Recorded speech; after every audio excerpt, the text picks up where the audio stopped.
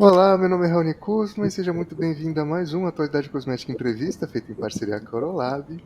E para a gente fechar essa série aqui com chave de ouro, a gente vai fazer aqui um episódio especial da pauta de biocompetitividade, a pauta de biocosméticos, cosméticos sustentáveis e naturais, que é com o time incrível da Green Tech. E aí até para já passar a bola, porque a gente tem um papo super bacana hoje. Dami, Cris, quem são vocês na fila do pão? E quem que é um pouquinho da Green Tech para quem nunca ouviu falar de vocês? Vou começar me apresentando Por então. favor. Eu, na fila do pão, sou a Cristiane Cabral, sou engenheira agrônoma, tenho mestrado também na área com sistemas de produção. Trabalho aqui na Green Tech com a parte de desenvolvimento de cadeia produtiva e CGEM. Sou coordenadora de biodiversidade e sustentabilidade e ajudo também o pessoal a se engajar nessa causa de sustentabilidade e ser uma empresa mais verde. Maravilha. Bom dia, Raoni. Sou Damião Riquet, sou diretor-geral da Green Tech Brasil. Nós somos a filial brasileira do grupo de biotecnologias francês Green Tech e estamos presentes aqui no Brasil desde 2016 e a partir de 2019 a gente fez todo um trabalho de mudança de modelo de negócio para a instalação da nossa nova fábrica, além de trabalhar toda essa parte de cadeia de fornecimento, produção local, pesquisa e desenvolvimento e poder juntar todas as atividades para atender melhor o mercado brasileiro. Então, prazer estar aqui. Ah, maravilha, o prazer é nosso. E, gente, uma das coisas que eu acho muito interessante e por isso desse painel ser tão fantástico é que o mercado de naturais está crescendo monstruosamente e a gente precisa entender que o cosmético natural, mas ele de fato com o claim estruturado, com todo o processo claro, né, e principalmente os produtos que têm vocação para o ambiente bio, são uma porta de entrada para o mercado de bem-estar que é muito maior que o mercado de cosmético. E o bacana dessa percepção do ambiente, não só o natural, mas todo o contexto que faz algo ser sustentável, é o que coloca o imaginário do consumidor dentro dessa visão de querer ser mais integral do que fragmentado. Né? Eu não sou só pele, eu sou um todo, e o todo precisa fazer sentido. E se para fazer sentido a gente precisa ser o mais natural possível, porque não dá mais para ficar colocando química aleatória, embora tudo seja química, mas não dá para colocar química aleatória no corpo só para ficar com uma pelinha bonitinha. Então eu queria perguntar para vocês o seguinte: como é que é a percepção de vocês, como é que vocês enxergam esse crescimento dos naturais e principalmente essa percepção que a gente tem em relação à experiência de consumo, que dá essa possibilidade do mercado de cosméticos ser essa grande porta de entrada para o mercado de bem-estar, que é de fato essa relação de conectar sujeito no ambiente urbano com a natureza e poder pelo menos respirar um pouco mais do que a gente respira no dia a dia. Quer começar? Começa, Cris. Então, tá bem. São vários pontos, na verdade, né? Quando a gente traz o consumo consciente, a gente está pensando em você escolher tanto o produto, a matéria-prima do que você está comprando, a embalagem do que você está consumindo, toda a parte ética para o desenvolvimento daquele cosmético, a origem da matéria-prima, então a cadeia que foi desenvolvida ou não.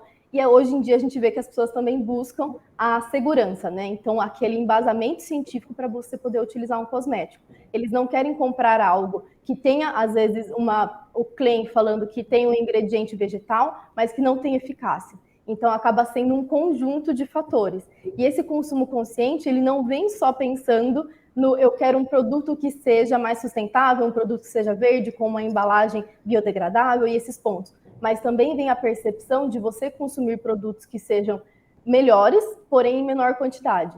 Então, também tem isso de agregar um valor maior para um cosmético, você conseguir identificar de ser um produto artesanal numa menor escala, então você comprar menos, mas comprar investindo melhor o seu dinheiro, uma maior consciência do que você vai estar adquirindo, tanto trazendo benefício para a sua pele, como trazendo benefício para o planeta de forma geral.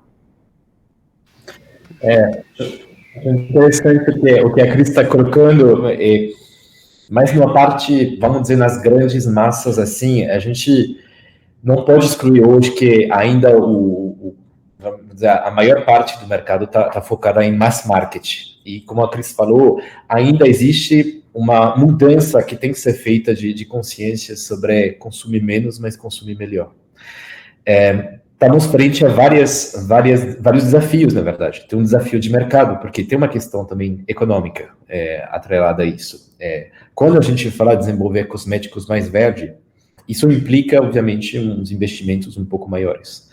Então, vai implicar também preço na ponta, entre aspas, sendo muito pé no chão, um preço na ponta que vai ser maior. E o consumidor, às vezes, a grande parte dos consumidores, principalmente no Brasil hoje, está buscando por preço. E o que a gente está trabalhando é realmente ainda um nicho de mercado. Ainda um nicho que precisa evoluir. Mas eu acho que a consciência do consumidor está evoluindo.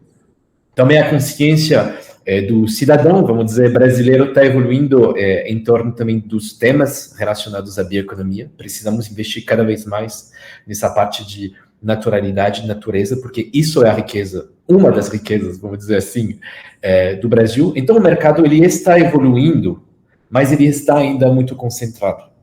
São as grandes marcas hoje que estão fazendo acontecer essa mudança. Tem investimentos que tem que acontecer também nos diferentes biomas, e a Cris vai falar um pouco, talvez, do trabalho, imagino, o trabalho que a gente está fazendo. Tem uns investimentos que a gente está participando, mas é uma mudança que é demorada.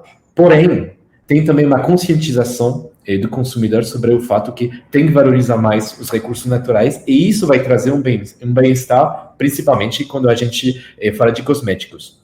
E falando um pouco da GreenTech, o nosso lema, vamos dizer assim, é inspirados na natureza, inovamos para o futuro. E isso é um lema que a GreenTech traz há 30 anos, não só no Brasil, mas em todos os países de atuação. Então, o nosso foco é dizer como, e o nosso desafio, na verdade, do dia a dia, é como trazer cada dia mais inovação para o mercado a partir da inspiração da natureza, mas, sobretudo, a partir de fontes renováveis e, obviamente, sem alterar, vamos dizer, a natureza de uma forma negativa. Então, está mudando, o Brasil está mudando, a gente sentiu uma mudança esse último ano, principalmente, está acelerando, mas ainda estamos frente a um desafio, principalmente, de mudança de consciência que está acontecendo ao longo do tempo. E, Davi, você colocou um ponto que eu achei bastante interessante, que eu acho que é um dos grandes desafios, de fato, a relação de preço e escala, né, e tornar os produtos mais acessíveis. E aí eu queria ver com vocês o seguinte, existem riquezas no Brasil que são assim, é quase pensar em storytelling pronto já, de tão incríveis que são. E o Brasil é um país gigantesco. O que vocês indicariam para uma empresa que está começando, que começou a enxergar ali o valor, né, do bio de forma prática, dentro do nicho dele, mas enxergou de forma prática que de fato existe essa oportunidade?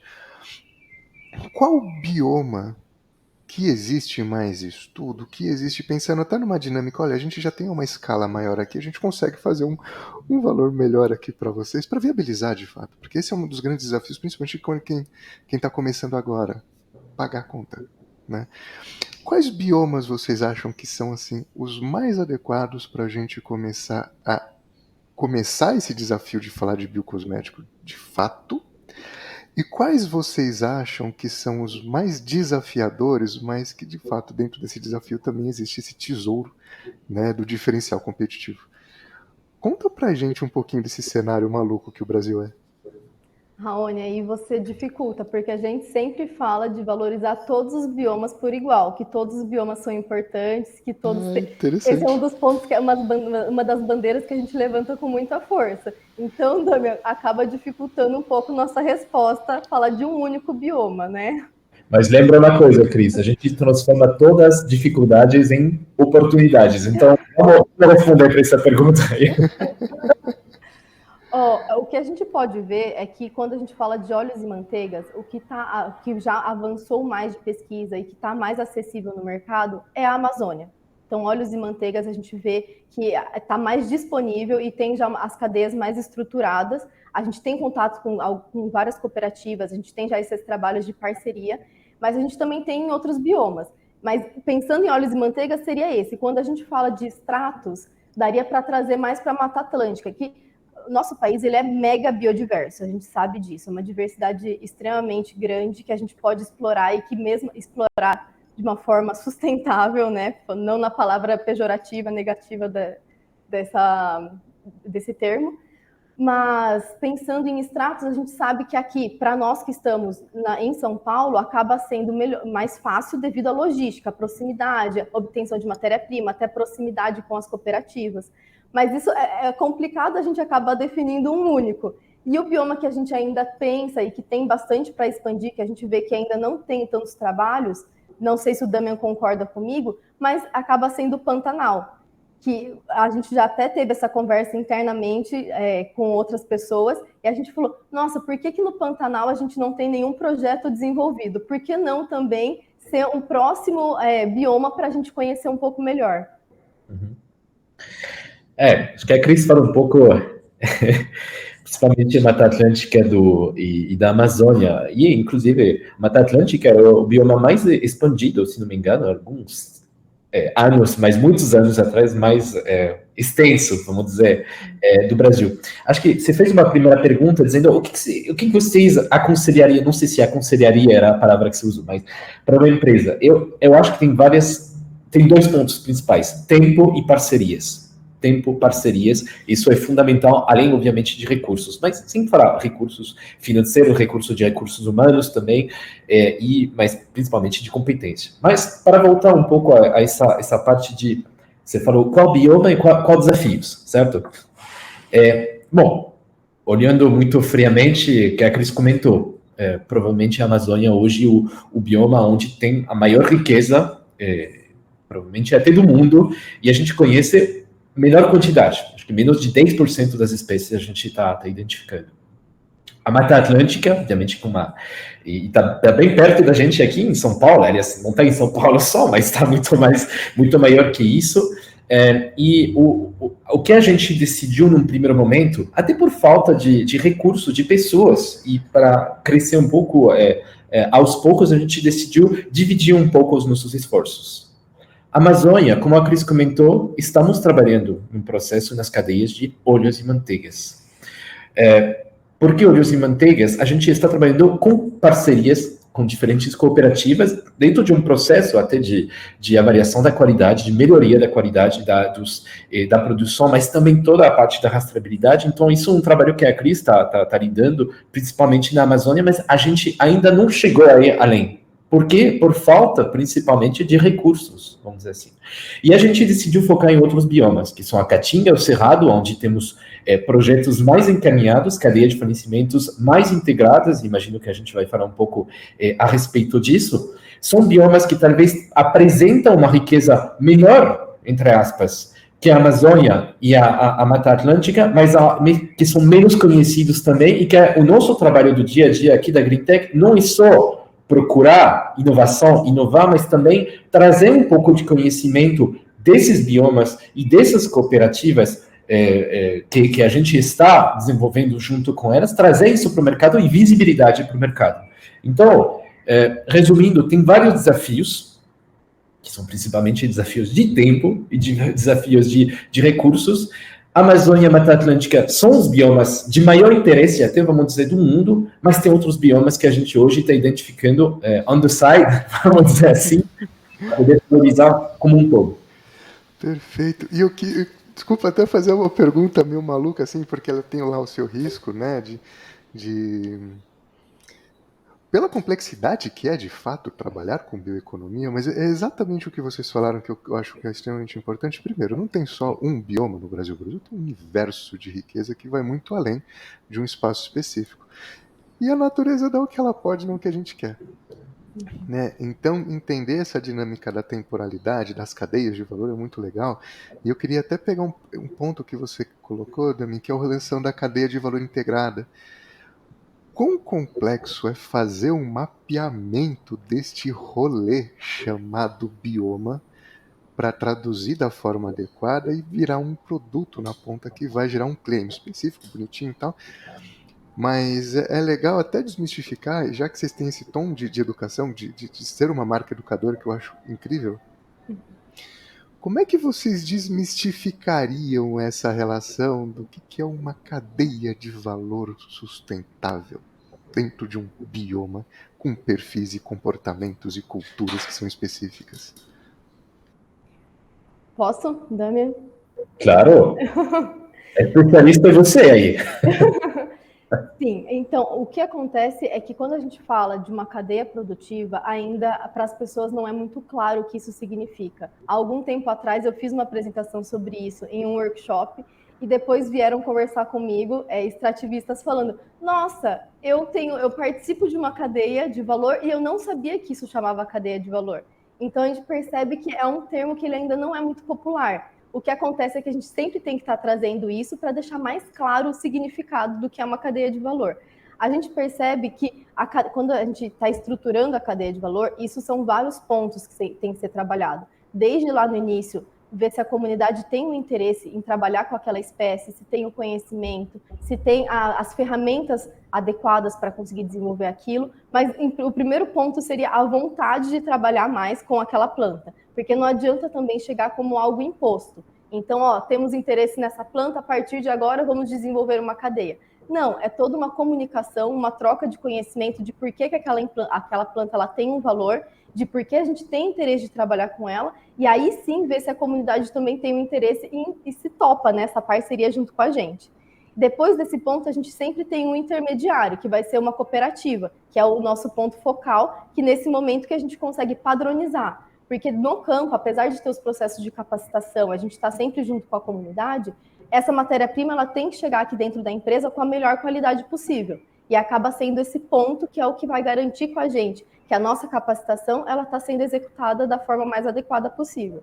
E depois disso, quando chega aqui na empresa, a gente também traz, a gente leva para as pessoas o que é a cadeia que a gente está desenvolvendo. A gente vê isso muito claramente, acho que eu posso falar, né, do Dandrilis. Então, é uma cadeia que a gente fez uma divulgação na internet para os nossos clientes entenderem o que era o Dandrilis, e aqui dentro da empresa a gente também trouxe para os funcionários o que é essa cadeia que a gente desenvolveu e por que a gente tem tanta dedicação em desenvolver essas cadeias, entendeu? O quanto isso pode ser positivo para a empresa, para quem está aqui dentro conseguir ver com outros olhos o trabalho que a gente faz e não só o desenvolvimento de um ingrediente. Então, a gente traz tanto para a comunidade o quão diferencial é você ter um manejo sustentável, uma prática que seja ética, você ter esse padrão de qualidade desde o início, até todos os outros elos, até chegar no cliente para ele conseguir ver, conseguir valorizar mesmo, ele conseguir entender o que é o diferencial do que a GreenTech faz. Exatamente esse ponto de valor que é importante na palavra cadeia de valor integrado. Porque cadeia integrada, uma coisa que, não vou dizer que é fácil de fazer, não é, mas existe esse pensamento, existia, vamos dizer, esse pensamento que só bastava ter um relacionamento, vamos dizer, de transações com uma cooperativa, com um parceiro, respeitar alguns critérios de justiça, de ética, de preço justo, etc, etc, etc, para ficar bacana e dizer, não, montei uma cadeia de valor integrada 100%. Acho que as exigências mudaram muito e o equilíbrio ele está sendo muito alterado, vamos dizer, ao longo do tempo, o que é uma boa notícia. Porque hoje, todo mundo tem que enxergar valor nessa cadeia. Então, o valor, para a gente, como empresa, ele é óbvio, porque a riqueza do produto, a riqueza do princípio ativo, a riqueza do trabalho do campo, que vai trazer esse material de qualidade. Mas hoje, os nossos parceiros estão exigindo o valor. E eu tomo um exemplo, a Cris vai lembrar, do nosso parceiro que está no norte de Minas. Ele veio quando a gente começou a trabalhar sobre o Dandrilis, principalmente sobre a extração do zizifu juazeiro, da raspa de joia. Ele veio para visitar a gente aqui em São Paulo e falou, gente, não falou assim, mas ele falou, o que a gente está ganhando com isso? Porque não nos interessa a gente ganhar dinheiro, ganhar mais dinheiro, ser maior remunerado. Nos interessa saber qual é a troca que a gente vai ganhar nisso. E acho que isso nos fez repensar e está nos fazendo evoluir de alguma forma em montar a cadeia de valor integrado no sentido, o valor, a propriedade intelectual, ela está junto com a gente hoje em termos de ingrediente. Mas o valor do campo, ele é tão importante quanto a propriedade intelectual que eu tenho. Porque se o cara, o extrativista, o produtor lá na frente não faz um trabalho de qualidade, não faz um trabalho que está sendo acompanhado, que corresponde ao valor que eu preciso aqui para o meu ingrediente, não vai dar certo. Então, acho que a cadeia de valor integrada, hoje, ela está evoluindo muito mais e como eu vou repassar valor também para o campo. Parte do meu valor no campo, da mesma forma que a cooperativa está passando valor para o campo. E isso demanda um tempo muito importante, porque, como a Cris falou, por exemplo, essa cadeia do Dandriris demorou mais de 2 anos para implementar. E o que está mais intenso como trabalho e mais demorado como trabalho, e principalmente o trabalho do engajamento, o trabalho do treinamento, o trabalho do mapeamento, isso e todo o trabalho que é invisível, vamos dizer assim. E como a gente conversou um pouco da última vez, Raoni, isso está super alinhado com a Cris, o nosso maior desafio daqui para frente vai ser como que eu repasso cada vez mais valor para o campo, protegendo toda a minha parte de propriedade intelectual, mas aceitando abrir a porta da mesma forma que o meu parceiro do campo está abrindo a porta para mim. Então, toda essa questão do valor, hoje, que é o desafio para qualquer empresa, na verdade, para qualquer cooperativa. Como que eu faço para interagir, vamos dizer, fazer match entre o valor que o campo está me trazendo, o valor que tenho aqui internamente e abrir um pouco as portas dos dois lados para poder juntar. Gente, isso é muito legal. Aí vocês me corrijam se eu estiver errado, tá? Porque eu sou extremamente de humanas.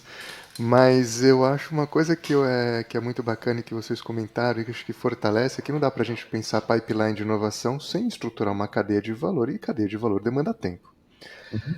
Como é que vocês lidam no dia a dia com alguém que já tá assim, tomando um Rivotril, que já tá ansioso pra lançar e fala, cara, calma, você quer inovar de verdade? Você quer ter valor? Você não quer literalmente fazer uma inovação incremental mudando a cor da tampa e achar que você tá abafando? Vamos pensar um projeto médio prazo, curto prazo, mas médio prazo também, para criar uma cadeia específica, porque é a partir disso que você vai ser relevante. Como é que vocês lidam com esse mundo cada vez mais caótico e ansioso, com essa dinâmica do tempo, que é extremamente importante, gente? Aqui eu sempre adoro puxar a orelha de tomador de decisão, porque ninguém puxa. Nada é para ontem, não tem como. Porque existe todo um racional, uma estratégia, uma cadeia de valor sempre a ser estruturada se a gente quiser criar um diferencial que seja estratégico e não puramente tecnológico, que tecnologia qualquer um compra, né? E produto por produto qualquer um faz.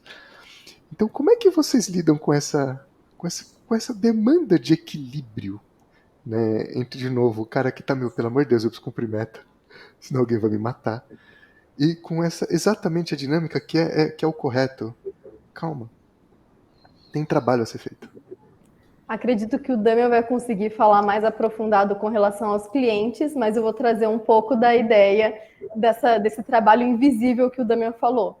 Realmente, para você desenvolver uma cadeia, descobrir uma nova planta potencial, ter um ingrediente desenvolvido do zero, isso demanda muito tempo, isso demanda muitas pessoas, muito conhecimento, muita paciência, até mesmo quando você descobre um ativo, uma planta potencial, além disso, você tem que ver tudo que tem por trás, que é o que a gente mencionou do engajamento das pessoas, você tem que ver o melhor manejo para cada planta, qual a melhor parte para ser utilizado, ter os marcadores, identificar. Isso tudo que fica no campo e no laboratório, para quem está lançando um produto, acaba que é muito nebuloso, mas é importante a gente trazer que são etapas fundamentais para depois você entregar algo que tenha qualidade, que tenha esse valor a mais, que é a cadeia, que é tudo de uma forma muito bem pensada, para não ir atropelando e no final você ter que remediar alguns problemas.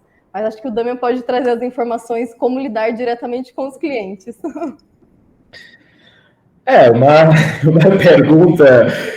Uma pergunta que pede uma resposta um pouco mais complexa, na verdade, Raoni. Como que a gente lida? Principalmente, um ponto principal, a gente não está esperando o pedido do cliente para já trabalhar sobre soluções futuras. Então, acho que vai muito... A gente tem algumas tendências de mercado também que estão definidas, porque nem todo surge por acaso, entre aspas.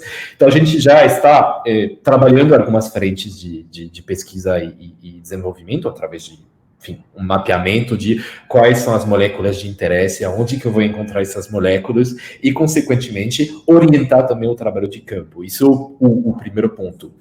O segundo ponto que eu vou trazer é como que a gente lida através também da aquisição de conhecimento. Hoje, a gente está adquirindo conhecimento há pouco mais de 3 anos agora, o grupo está adquirindo conhecimento há uns 30 anos, então, consequentemente, quando o cliente chega com, pum, eu quero tal eficácia, tal problema, a gente já tem um projeto que foi desenvolvido há alguns anos atrás, que conseguimos resgatar, melhorar, retrabalhar, ou a gente já tem mapeado vamos dizer, uma planta, uma molécula de interesse que a gente consegue propor para o cliente.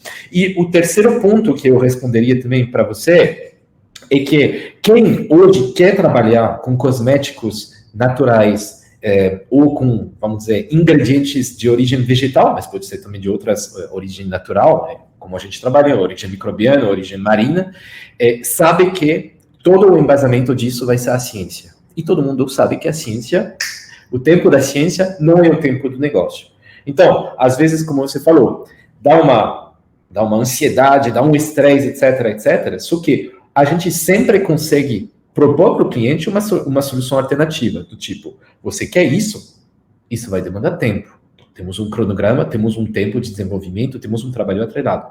Porém, a gente já tem essa solução que atenderia você retrabalhando dentro da sua formulação, retrabalhando o próprio bioativo, por exemplo, de alguma forma, para poder orientar para que você possa desenvolver o seu produto. Então, eu acho que é um pouco também da troca de experiência. O cliente sabe qual é o nosso trabalho, a gente sabe qual é o tempo do cliente, e graças ao conhecimento que a gente adquiriu, graças também à visibilidade, a visibilidade que o cliente nos dá, a gente consegue fazer match. Mas, não vou mentir para vocês, existe ansiedade o tempo todo, e esse mundo meio louco com metas, como você falou, acho que também as consciências estão evoluindo um pouco a respeito. E que é importante, porque vocês tocaram num ponto que eu acho extremamente legal. Primeiro, desmistificar, né? Não é porque a gente está num ambiente tão competitivo que você só vai ter solução daqui 10 anos.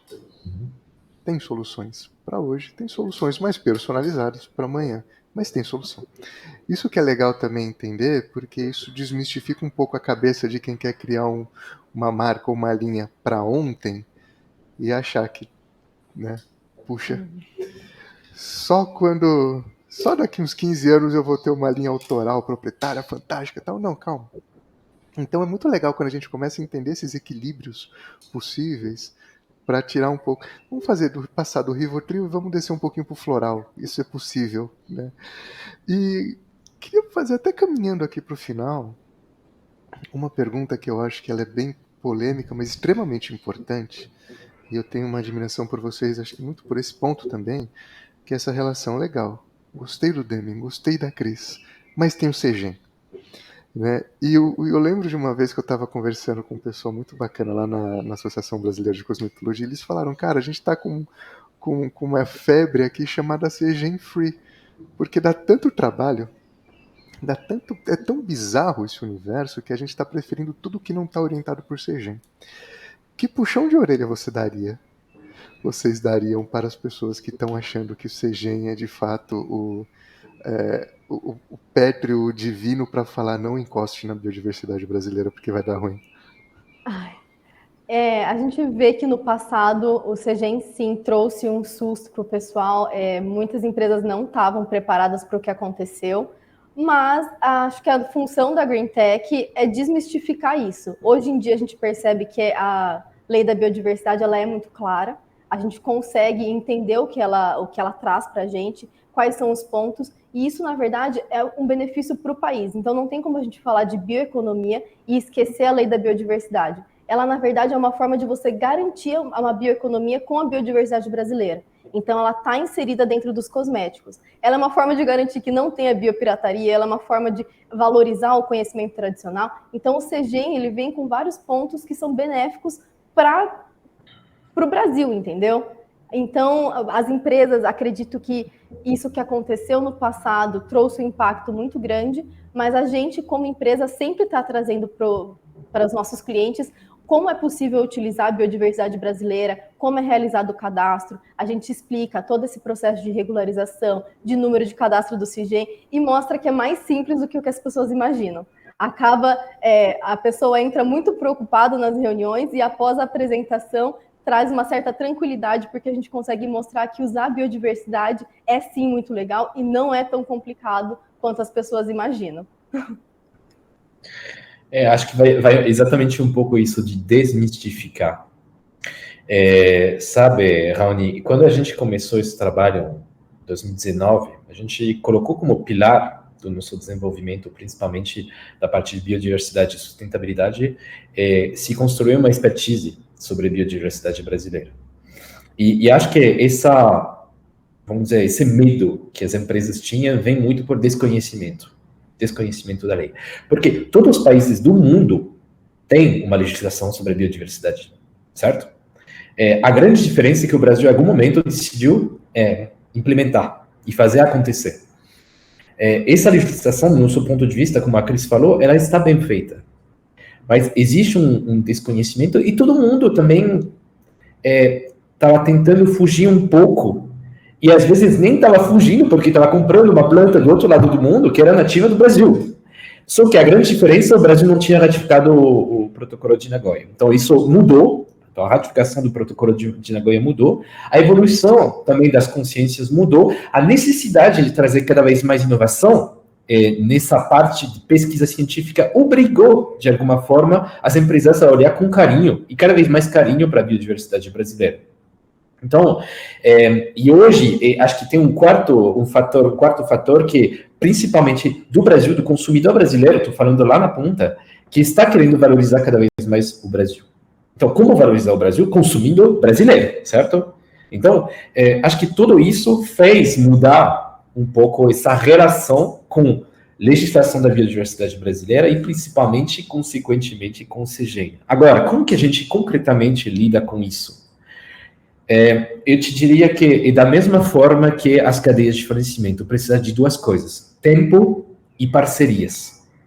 Tempo, porque precisa de um tempo para construir essa expertise, precisa de um tempo para explicar, precisa de um tempo para convencer o nosso cliente que trabalha com biodiversidade brasileira. Às vezes custa muito mais barato e muito mais benéfico que trabalhar com outras biodiversidades do mundo. Parcerias. Então, tem uma parceria com as cooperativas, para ter toda a rastreabilidade com os produtores, toda a rastreabilidade da planta, para nos facilitar o trabalho na hora de declarar, na hora de homologar. Tem as parcerias junto com os nossos clientes, e isso a gente está vendo cada vez mais os clientes virem para a gente dizendo: amigos, nos deem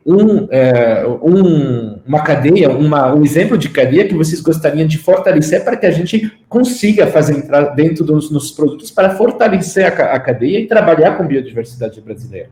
Então, isso é uma parceria que está acontecendo cada vez mais, e vou te falar, das maiores marcas, maiores em termos de tamanho, tá? Certo? Porque todas as marcas são grandes. O terceiro ponto, parcerias com os órgãos institucionais, que seja o Ministério do Meio Ambiente, o próprio CIGEM, o próprio IBAMA. Então, vamos dizer, uma troca de experiência, uma necessidade de se apoiar um aos outros. É isso que a gente está construindo no dia a dia. Estamos em contato com o Ministério, estamos em contato com o IBAMA, estamos em contato com o CIGEM, e a gente está tentando fortalecer isso. E a última parceria é parceria jurídica, vamos dizer assim. Hoje a gente tem uma consultoria jurídica, no sul do país, não sei se dá para nomear ela, mas enfim, é a GSS, que está acompanhando a gente, agora faz 3 anos, para construir juntos essa expertise, para nos orientar, às vezes para corrigir, porque ninguém é perfeito, a gente erra também, como todo mundo, mas errar é um ponto, corrigir também é muito importante. Então, e questão de tempo e de parcerias, mas a mensagem que nós, da GreenTech, queremos passar com relação à biodiversidade brasileira é: vamos demistificar, vamos conhecer juntos, porque simplesmente querer fugir da biodiversidade brasileira, isso vai ter um prazo. Porque em algum momento os clientes eles vão voltar e vão precisar desse conhecimento que a gente está adquirindo. Então, tudo bem, a gente não pode forçar nada. Estamos atendendo o mercado. Mas, ao mesmo tempo, temos que ter consciência que a joia, entre aspas, do mundo e o futuro da inovação, provavelmente, grande parte disso está aqui no Brasil. Então, é isso que nós acreditamos, é isso que queremos construir junto com os diferentes, as diferentes parcerias que eu acabei de mencionar. Gente, isso é muito legal, exatamente. Né? Em tempos de diversas eras malucas, de tudo tem uma era da economia marrom, era da economia marrom, tem um monte de coisa, economia de tempo. A única que tem de fato que vai ficar é a economia verde, é a bioeconomia. E a gente precisa entender que o Brasil é o berço da bioeconomia. Então, vamos aproveitar.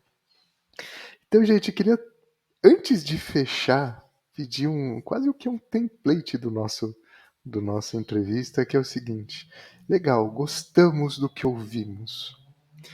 Que dica vocês dariam para quem fala, cara, topei, entendi, não é uma coisa, não é um bicho de 7 cabeças, tô a fim de pensar bio, quero fazer de fato acontecer. Que dica vocês dariam para quem se abrir um pouco nesse viés de consciência? E que puxão de orelha, e pode ser um puxão de orelha bem dado, vocês dariam para alguém que tá, mais um abraçador de árvores, mais um que quer falar sobre natureza e natural, e o negócio de fato é falar de performance na ponta, custe o que custar. E pode dar um puxão de orelha épico, tá, gente? O espaço é de vocês. Acho que eu vou começar com um puxão de orelha, mas não vai ser um puxão de orelha épico, vai ser algo mais sutil, que acho que também, às vezes, se a gente força muito a barra, acaba não chegando a mensagem que a gente quer. Mas o que a gente vê é que não tem muita opção. A bioeconomia, ela é realmente o futuro, ela é não só uma tendência temporária, passageira, e sim algo que a gente precisa mudar se a gente quer continuar tendo um planeta saudável. A gente sabe que estamos caminhando para algo que não é positivo nem para a humanidade e nem para a natureza. Então, é muito mais de buscar essa consciência, buscar informação também, entender o que você pode fazer de mudanças. A gente não está falando, eu não estou falando agora só de ingredientes cosméticos, eu digo de mudanças de forma geral que a gente pode trazer para o nosso dia a dia. E não sei, deixo com o Dami agora, se ele tem um puxão de orelha mais bravo aí. Ela está dizendo isso porque o francês tem costume de ser mais bravo, pelo jeito, mas... eu diria o seguinte, não temos que... porque hoje existe também essa onda de vamos trabalhar com natureza, e tudo maravilhoso, tudo sensacional. Vamos lá, é um mercado que é extremamente exigente e é um mercado que apresenta vários riscos também.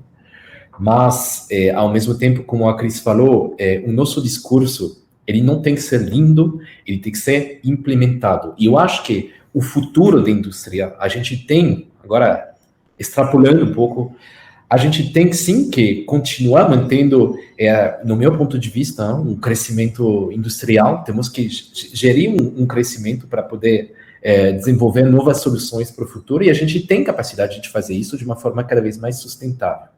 Mas precisamos entender o que é o conceito de sustentabilidade. Não é só um conceito ecológico, verde, sensacional, etc. Isso envolve muitas exigências, muitos objetivos, muitos desafios daqui para frente.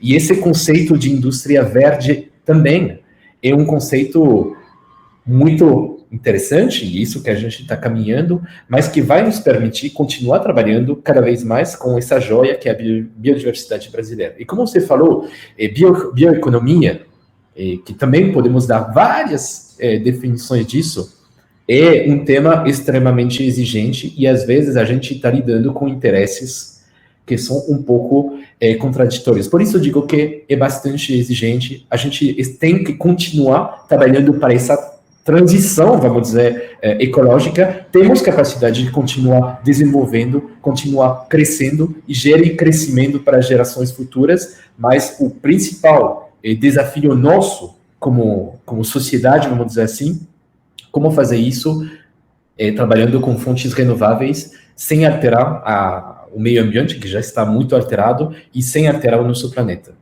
Então, primeiro, muito sucesso para quem quer entrar nisso, mas a gente acredita, sinceramente, que uma das únicas vias que a gente tem para continuar a gerir um crescimento para gerações futuras.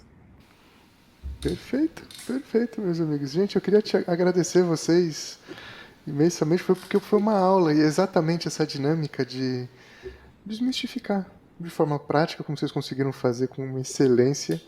E eu queria realmente agradecer vocês, espero que vocês tenham gostado, que pra gente foi uma aula, tenho certeza disso. Obrigado, Rani, acho que foi um prazer, bem um prazer para a gente poder dividir também um pouco o nosso dia a dia e tentar demistificar esse trabalho, explicar todo o invisível que está acontecendo no dia a dia, mas foi um prazer mesmo. Obrigada pelo convite, foi um prazer trazer um pouquinho do nosso conhecimento aqui e trazer um pouquinho da realidade do que é a Green Tech, porque o nosso trabalho vai muito além do que entregar um ingrediente, então é importante para as pessoas conseguirem explorar um pouco mais dos que são os nossos ideais. Perfeito, perfeito. E parabéns pela essa jornada incrível que vocês fazem.